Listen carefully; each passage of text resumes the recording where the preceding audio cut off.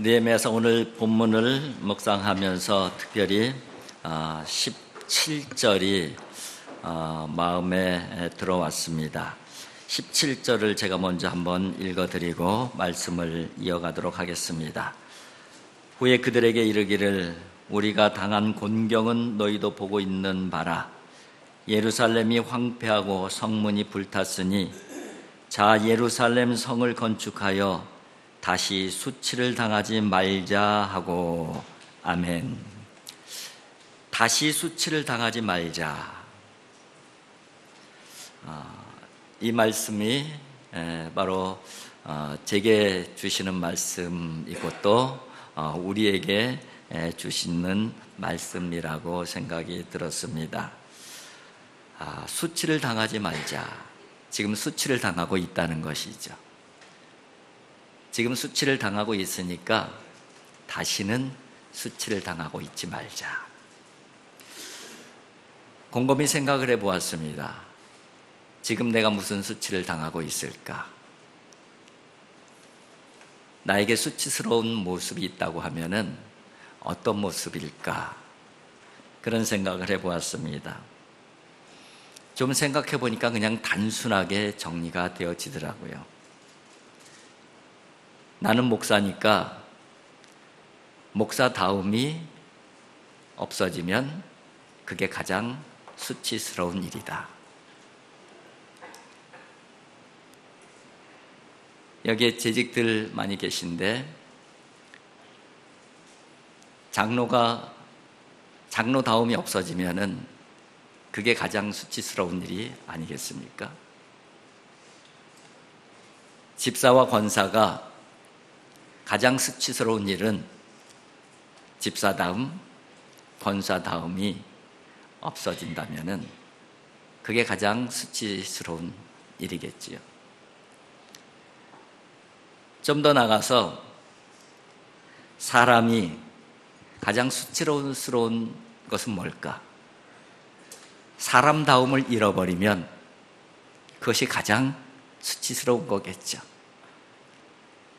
부모가, 아버지, 어머니가 가장 수치스러운 일이 있다고 하면은 아버지다움, 어머니다움 그게 없어지면은 그걸 잃어버리면은 가장 수치스러운 아버지, 어머니가 될 수밖에 없는 것이겠죠. 답지 못하다. 어쩌면 그게 우리에게 가장 수치스러운 모습이 아닐까 그런 생각을 해보았습니다. 그런 생각을 하는데 한 인물이 떠올랐어요. 이 러시아의 대문호 도스토옙스키, 까라마조프의 형제들에 나오는 아버지 표도르라고 하는 아버지이죠. 이 표도르라고 아버지는 돈은 많이 모았어요. 고리대금업을 해서. 그런데 졸부의 모습으로 캐릭터가 만들어져 있습니다. 경박하고 탐욕스럽고 그리고 음탕하기까지 한 그런 아버지의 모습이죠. 자식들에게는 관심이 없어요. 그래서 공식적으로는 2명의 아내가 있었고 3명의 여인을 통해서 4 아들이 있습니다. 근데 4 아들을 하나도 돌보지 않아요. 각자 뿔뿔이 살아가는 것이죠. 어떤 아들은 외갓집에서 키우고 어떤 아들은 하인들이 키우고 그러다가 20년 만에 고향에서 온 가족이 같이 모이게 됩니다. 그런데 모이게 된 이유는 장남 드미트리라고 하는 장남이 있는데 그 장남하고 재산 싸움 때문에 이 형제들이 모이기 시작하는 거예요. 어머니가 남겨둔 재산을 달라. 아버지는 못 준다. 그래서 장남과 아버지가 몸싸움까지 하는 추태가 벌어지게 되어집니다. 장남은 너무너무 화가 나고 아버지가 너무 싫은 거예요. 그래서 공공연하게 아버지를 죽이고 싶다, 뭐 그런 얘기를 하고 다닙니다. 그런데 정말 어느 날 그 아버지가 살해를 당하는 거예요. 그런데 진짜 살인범은 넷째 아들 서자이죠. 넷째 아들은 서자인 스메르자코프라고 하는 아들이 있는데 그 아들이 죽인 거예요. 서자이기 때문에 아들이지만은 하인처럼 그렇게 지내요. 아버지에 대한 분노와 증오가 가득 차 있어요. 그러다가 둘째인 이반의 영향을 받아서 아버지를 살해하고 맙니다. 그런데 정작 범인은 장남인 드미트르가 의심을 받는 거예요. 왜냐하면 아버지하고 계속 갈등을 겪고 있었고 공공연하게 아버지를 죽이고 싶다고 그렇게 얘기를 하고 다녔기 때문입니다. 결국은 장남이 범인으로 그렇게 지목이 되어지고 형을 받게 됩니다. 자기가 쓴 편지에서 아버지를 죽이고 싶다는 그런 그 내용이 남음으로 말미암아 이제 확정이 되어지게 되는데 그것을 받아들여요. 그냥 마음으로 죽이고 싶은 생각 가진 것도 죽인 거나 마찬가지다.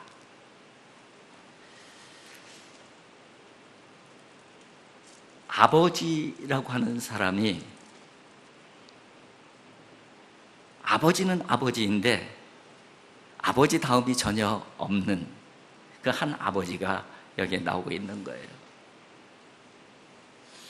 가정이 엉망진창이죠. 자식들의 마음 가운데는 증오가 있죠. 경박하고 탐욕스럽고 음탕하고 바로 이 표도르라고 하는 아버지가 최소한의 아버지 다움만 있더라도 자랑스러운 아버지는 되지 못할 수 있겠지만 이렇게 수치스러운 아버지가 되어지지는 않았겠죠.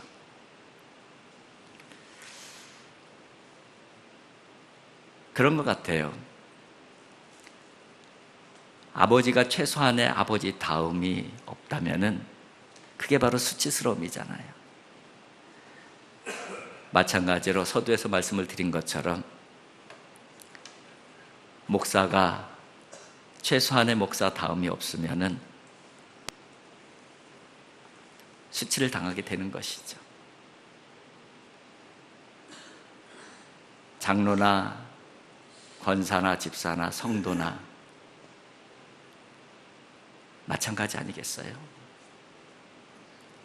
우리에게 최소한의 그리스도인 다움, 이 부분이 있을 때에 우리는 세상 가운데 살면서도 세상에 수치를 당하는 자로 살아가지 않게 되는 것입니다. 그런데 우리의 현실은 어떻습니까? 세상 속에서 교회의 현실은 어떻습니까? 수치스러운 모습이 분명히 있잖아요. 사실 우리끼리는 서로 위로하고 자유하는 마음으로 세상에 오해하는 것이 많다 그렇게 얘기하고 있지만은 그러나 수치스러운 건 수치스러운 거예요. 부끄러운 건 부끄러운 것이죠.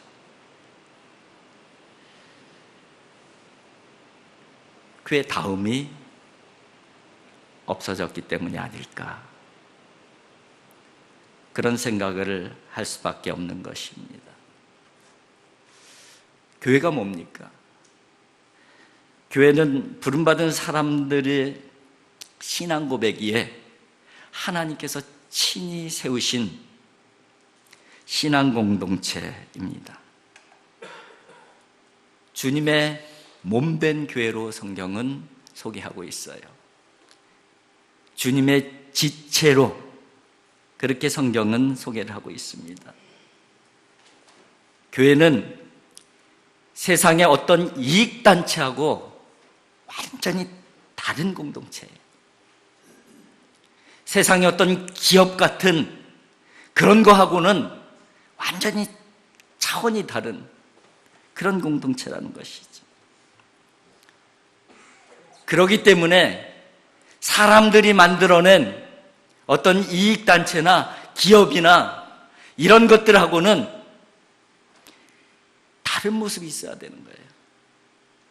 추구하는 목적도 달라야 되고 가치도 달라야 되고 사명을 감당할 때에 감당하는 방식도 달라야 되는 것이고, 그리고 우리가 무엇인가를 열심히 낼 때에, 충성할 때에 그 열심과 충성, 그 이와 동기도 분명하게 세상의 공동체하고 달라야 돼요.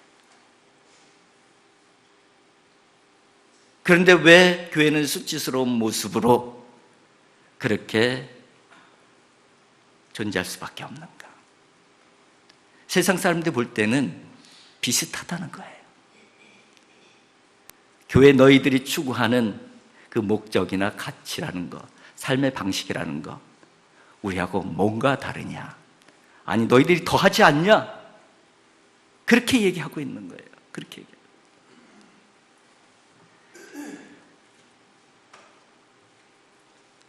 교회가 교회됨의 품위를 잃어버린 것이죠.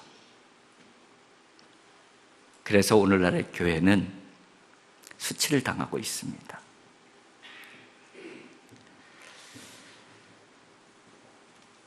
오늘 본문 말씀을 보게 되면은 느헤미야가 예루살렘 회파된 모습이 그대로 있고 성문은 불타고 있고 거기에 남아서 살고 있는 하나님의 백성들은 환난을 당하고 있고 능욕을 당하고 있다는 소식을 들으면서 시작이 되어집니다. 마음이 무너지는 마음을 갖고 슬퍼하면서 울면서 기도하는 느헤미야의 모습이 앞 1장에 기록이 되어져 있었습니다. 그래서 느헤미야가 나라도 달려가서 그 문제를 해결하고 싶은 거예요. 그런데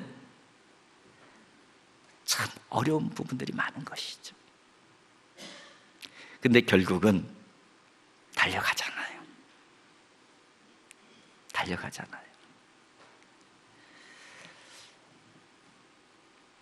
여러분, 느헤미야가 결국은 예루살렘 도성에 들어가서 52일 만에 성벽 재건을 완성함으로 말미암아 우리가 다시는 수치를 당하지 말자 이렇게 다짐한 대로 수치를 모면하는 역사를 만들어냅니다. 최근 몇 년간 저희 교회 표를 제가 한번 쭉 살펴보았습니다. 제가 처음 부임하고서 몇 년 동안은 우리 교회에 맞는 표어들을 이렇게 제정을 했었어요. 그러다가 2015년부터 총회 표어와 우리 교회 표어를 동일시 시켰습니다. 그 2005년부터 보게 되면은 2015년도에는 이렇게 표어가 돼 있어요. 그리스도인 복음으로 사는 사람. 그리스도인 복음으로 사는 사람. 그런 생각이 들더라고요. 왜 이 표어로 그 해의 표어로 결정했을까? 복음을 잃어버린 모습들이 많기 때문이 아닐까? 그러니까는 그리스도인은 복음으로 사는 사람입니다. 그렇게 얘기하는 거 아니겠어요? 2016년도 주여 우리로 화해케 하소서. 안팎으로 싸움이 많았었던 것 같아요. 교회 안이나 교회 밖이지나 뭐 지금도 여전하지만 그래서 화목케 하소서, 화해케 하소서. 근데 화해의 주역은 누구예요? 예수님이시잖아요. 예수님의 십자가. 어쩌면은 십자가를 잃어버린 교회에 대한 반성이 이 표로 나타난 것이라고 생각이 되었어요. 2017년도에는 다시 거룩한 교회로, 500년 전의 종교개혁을 통해서 거룩한 교회, 이제 다시 거룩한 교회로 돌아갑시다. 무슨 얘기예요? 지금 교회가 거룩성을 잃어버렸다는 얘기 아니에요. 그러니까 다시 거룩한 교회를 세워가보자, 그렇게 표를 정한 거잖아요. 2018년도에 거룩한 교회 다시 세상 속으로, 그렇게 거룩한 교회로 세웠으면은 세상 속에서도 거룩한 교회로 살아내자, 그 얘기 아니에요. 교회가 거룩성을 잃어버렸기에 거룩성을 다시 찾았다는 거예요. 작년도 2019년도 영적 부흥으로 민족의 동반자 되게 하소서. 영적 부흥, 여기에 문제가 생겼다는 거예요. 다시 영적으로 부흥시켜서 제대로 된 민족의 동반자가 되어져 보자.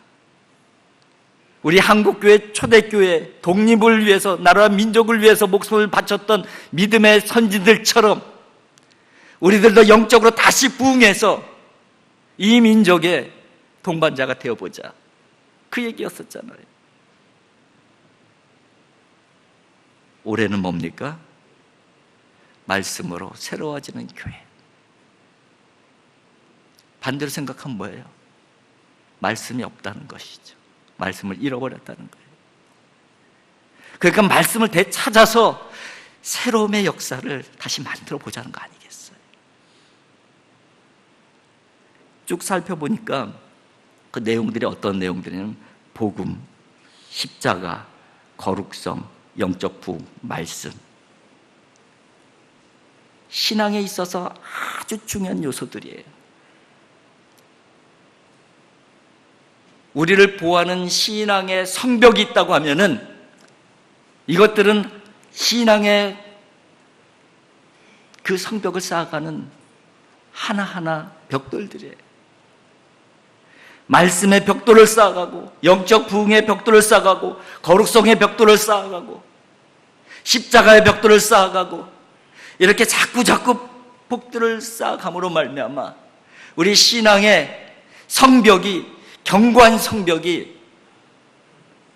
세워져야지만이 우리가 수치를 당하지 않는 것이잖아요. 근데 지금 우리의 수치를 당하는 이유가 뭐예요? 이 신앙의 성벽이 무너진 거 아니에요? 무너진 거.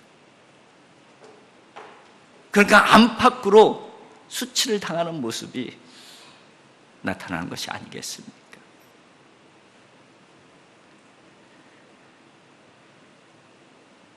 귀한한 백성들, 이 백성들처럼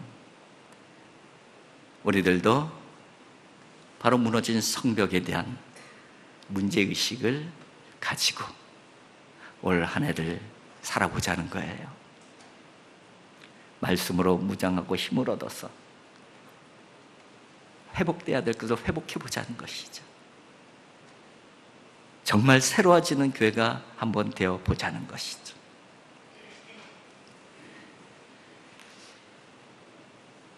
여러분,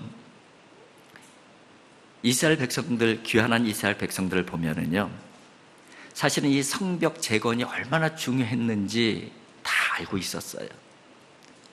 그래서 1차 귀환, 2차 귀환, 3차 귀환을 하면서 성전 건축을 완공하고 그 이후로는 계속 성벽 재건을 하려고 하는 시도가 있었어요. 그런데 장장 몇 년 동안 결국 해내질 못해요. 거의 100년 동안 해내질 못해요. 거의 100년 동안 하나님의 백성들이 동네 북이 돼서 환난과 조롱거리가 되어져 왔던 거예요. 그 모습을 지금 느헤미야가 지금 보고 있는 거예요. 느헤미야. 그래서 느헤미야가 외치는 거예요. 다시는 수치를 당하지 말자. 뭐를 재건해서? 성을 재건해서, 성을 건설해서. 지금 그 말씀을 오늘 본문에 말씀을 하고 있는 거예요. 그런데 그동안에 왜 성벽을, 이렇게 중요한 성벽을 재건을 못했습니까? 난관이 많았기 때문이에요. 장애물이 많았기 때문이죠. 지금 느헤미야가 이제 마음에 결심을 하잖아요. 내가 가서 성벽을 재건하리라.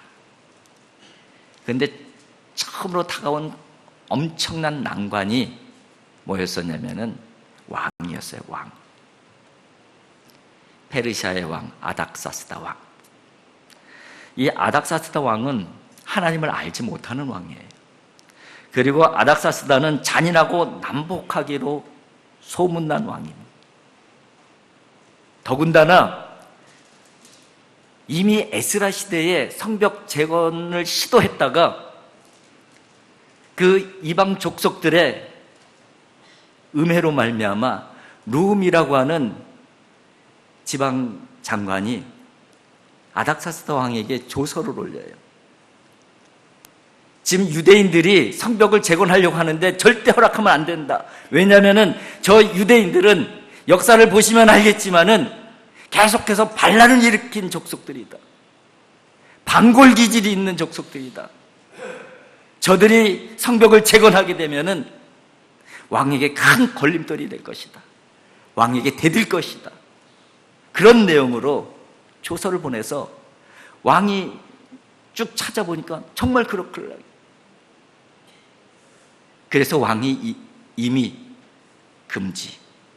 금지시킨 일이에요. 그러니까 느헤미야 입장에서는 이 문제를 어떻게 해결할까? 고민이 안 될 수가 없는 것이죠. 고민이 안 돼. 어떻게 하면 왕의 마음을 돌릴까? 느헤미야가 처음 한 게 뭐예요? 기도하는 거였었잖아요. 기도하는 거죠. 여러분 1장하고 2장은 어떤 차이가 있냐면요. 1장은 그 문제를, 그 소식을 듣고 슬퍼하면서 기도하는 장이에요. 2장으로 넘어오면서는 어떤 장면으로 돌아가냐면은 그 기도에 응답되어지는 장이 2장이에요. 1장에서 어떤 기도를 하냐면요. 이런 기도를 해요. 1장 11절. 찾지 말고 그냥 들으세요. 제가 쉬운 말 번역 성경으로 한번 그대로 읽어 드릴 테니까 한번 들어보세요. 오 주여, 이 종의 기도를 들어주소서. 주의 이름을 경외하고 기뻐하는 주의 종들의 호소에 귀를 기울이소서. 오늘 주께서 이 종을 도우셔서 이 나라의 왕 앞에서 큰 은총을 입게 하소서. 이게 느헤미야의 기도였어요. 하나님, 기도 들어주세요. 종의 기도를 들어주셔서 왕의 마음을 돌이켜주시고 왕에게 내가 은총을 입게 해주세요. 왕의 마음이 바뀌게 해주세요. 그 기도를 한 거 아니에요. 그런데 그게 몇 개월 만에 응답이 되어져요? 4개월 만에 응답이 되어져요. 왜냐하면 이 기도하는 시점이 언제냐면 1장 1절에 보면은 그 시점이 어떤 시점이냐면은 아닥사스다 왕 그 20년 기스롤이라고 돼 있어요. 기스롤은 우리로 말하면은 11월, 12월이에요. 그런데 2장으로 넘어오게 되면은 2장 1절에 이렇게 돼 있어요. 아닥사스다 왕 제20년 니산월에 응답이 되었다는 거거든요. 니산월은 우리로 말하면 3, 4월이에요. 한 4개월 만에 응답이 되어지는데 어느 날 왕하고 이 술자리를 같이 하게 되는데 느헤미야의 얼굴에 수심이 찬 거예요. 예루살렘만 생각하면 마음이 아프니까 왕이 그 얼굴을 보면서 보통 같으면은 큰일 날 일이에요. 왕 앞에서 수심이 가득한 모습을 보이면. 근데 왕이 어찌하여 수심이 가득하냐 그렇게 물어봐요. 그러니까 깜짝 놀래갖고서 이 느헤미야가 뭐라고 대답하냐면은 내 조상들의 묘실이 있는 성읍이 이제까지 황폐하고 불탔사오니 어찌 내가 수심이 가득하지 않겠습니까? 그러니까 왕이 그 얘기를 듣고선 그래? 네가 원하는 게 뭐냐? 지금 왕의 마음의 문이 열린 것이잖아요. 왕이 누구에게 은혜를 베풀기 시작해요? 느헤미야에게 은혜를 베풀기 시작했잖아요. 이게 기도의 역사예요. 기도. 4개월 전에 기도한 그 기도가 지금 4개월 만에 응답되어지고 있는 거예요. 그것을 기록하고 있는 것이 2장 4절 5절의 말씀. 4절만 제가 한번 읽어드리겠습니다.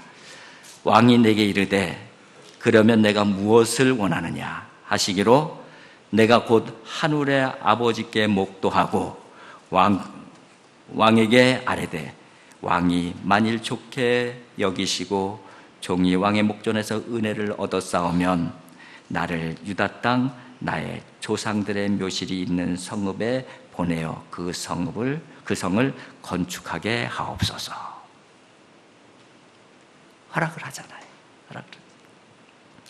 근데 여기에서 아주 중요한 느헤미야의 첫 번째 행동이 어떤 행동이냐면요, 네가 원하는 게 뭐냐 그렇게 얘기했으면은 이미 원하는 게 있잖아요. 그냥 바로 얘기해 버리면 되잖아요. 근데 그러지 않고 첫 번째 행동이 어떤 행동이냐면 이렇게 되어 있습니다. 그러면 내가 무엇을 원하느냐 하시기로 내가 곧 하늘의 하나님께 목도하고 뭐 했다는 거예요. 먼저 기도했다는 거예요. 하나님께. 내 뜻이 중요한 게 아니라는 거예요. 하나님의 뜻이 중요하다는 거예요. 느헤미야는 하나님 말씀 붙잡고 기도하면서 계속해서 하나님과 소통한 인물임을 아주 단적으로 보여주고 있는 거예요. 그런 사람이었기 때문에 금식하며 4개월 동안 기도하니까 절대 마음이 녹을 수 없는 아닥사스다운 왕의 마음을 녹여서 절대 허락할 수 없는 그 일을 허락하는 하나님의 역사가 일어난 것이에요. 그뿐이 아니에요. 왕이 조서를 써갖고선 직접 보냅니다. 그리고 건축할 목재들 같이 다 허락을 해줘요. 뿐만 아니라 왕의 군대 장관과 마병들 호위해서 보내요. 엄청난 일이 벌어진 거예요. 하나님께서 세상 속에서 하나님의 역사를 어떻게 만들어 가고 계신지를 보여주고 있는 거예요. 여러분, 세상의 한 중심이잖아요. 근데 거기에서 지금 하나님의 역사가 일어나고 있잖아요. 그것이 바로 느헤미야의 역사인 것이죠. 그런데 이 느헤미야와 비슷한 환경 가운데 놓여 있었던 신앙의 사람들이 있어요. 다니엘도 그랬죠. 요셉도 그랬잖아요. 지금 느헤미야는 어디에 있는 거예요? 페르시아. 다니엘은 어디에 있어요? 바벨론. 다 포로로 잡혀간 사람들이에요. 요셉은 애굽에 있어요. 형들에게 팔려서. 그런데 세 사람의 공통점이 뭐예요? 왕들에게 다 은혜를 받았다는 거예요. 그 사람들이 뭐 성품이 좋아서 그렇고 능력이 뛰어나서 그럴까요? 물론 성품이 좋은 것도 있고 능력이 뛰어난 부분도 있는데 그 성품과 능력은 누가 주신 거예요? 하나님께서 주신 성품이었고 하나님께서 주신 능력이었어요. 동일하게. 다니엘은 뜻을 정합니다. 내가 이 바벨론의 우상에 더럽힘 받지 아니하리라. 뜻을 정해요. 삶의 방식을 분명하게 한 거예요. 나는 하나님의 사람이다. 분명하게 삶의 방식을 정한 거예요. 선언한 거예요. 요셉은 하나님께서 주신 꿈, 오직 하나님께서 주신 꿈, 하나님께서 준 비전, 나는 이거 붙잡고 이거에 목숨 걸 거야. 이렇게 살아온 인물이 요셉이에요. 느헤미야는 하나님의 말씀과 기도 붙잡고 살아온 인물이에요.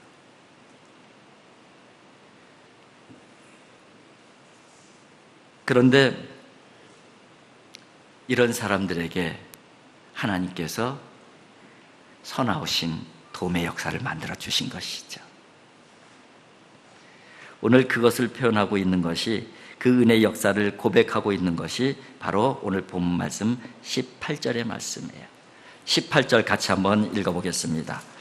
또 그들에게 하나님의 선한 손이 나를 도우신 일과 왕이 내게 이른 말씀을 전하였더니 그들의 말이 일어나 건축하게 하고 모든 힘을 내어 이 선한 일을 하려 하매, 그들에게 하나님의 선한 손이 나를 도우신 일, 그 도우신 일들을 얘기하는 것입니다. 그러니까는 힘을 얻어갖고선 그 유대의 많은 이 백성들이 모두 힘을 내어 이 선한 일을 하려고 작정하는 모습이 오늘 본문에 기록이 되어져 있잖아요. 하나님은 어떤 사람을 도우시는가? 하나님의 선한 손이 어떤 사람을 도우시는가? 내가 하나님의 사람입니다. 분명하게 결정하고 사는 사람들이에요. 다니엘은 삶의 방식에서 분명하게 결정했어요. 뜻을 정했어요. 나는 하나님의 방식으로, 하나님의 사람의 방식으로 살겠다. 요셉은 나는 하나님께서 주신 꿈, 이거 붙잡고 올인하겠다. 느헤미야는 나는 오직 하나님 말씀밖에 없다.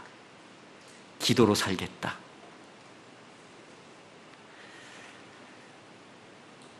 여러분, 우리는 무엇으로 내가 하나님의 백성됨을 지켜낼 수 있겠습니까? 저와 여러분들은 어떤 모습으로 그리스도인 다움을 지켜낼 수 있을까요? 어떤 모습이든지 우리가 결정하고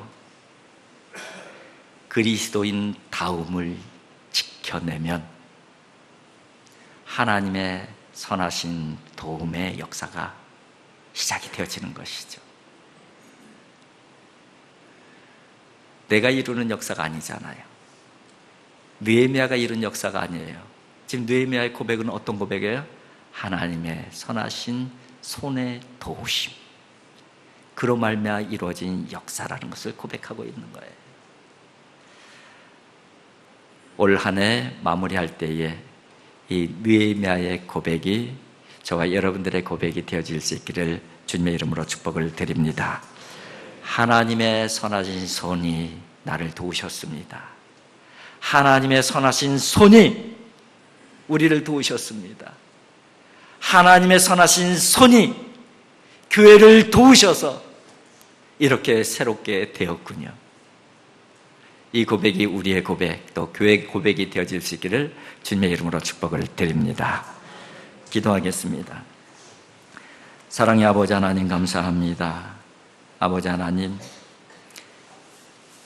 애굽 땅의 한 중심에서, 바벨론의 한 중심에서, 페르시아의 한 중심에서 하나님의 사람들은 내가 하나님의 사람임을 분명하고 확실하게 결단하고 구별된 삶을 살아냈습니다.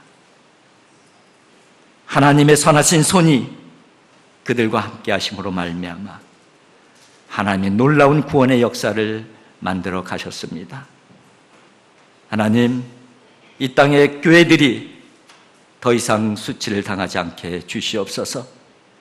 이 땅의 하나님의 백성들이 다시 수치를 당하지 않게 하여 주시옵소서. 먼저 저희들을 불러주셨사오니 저희들이 하나님의 백성 다음을 찾아내게 하여 주시옵소서. 하나님의 선하신 손이 우리를 도와주시옵소서. 그래서 하나님의 구원의 역사, 새롭게 되는 역사, 회복의 역사 같이 하나님과 같이 만들어갈 수 있는 하나님의 사람들, 하나님의 백성들, 하나님의 교회들이 되어질 수 있도록 인도하시고 축복하여 주시옵소서. 예수님의 거룩하신 이름으로 기도하옵나이다. 아멘.